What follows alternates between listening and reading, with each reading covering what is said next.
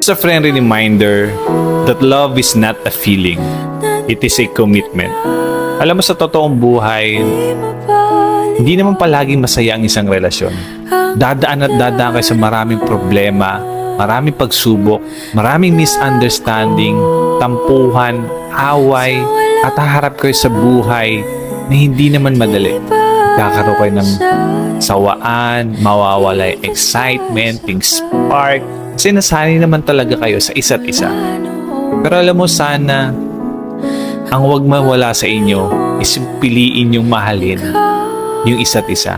Na sana kahit anong pagdaanan yung pagsubok, andyan kayo para sa isa't isa.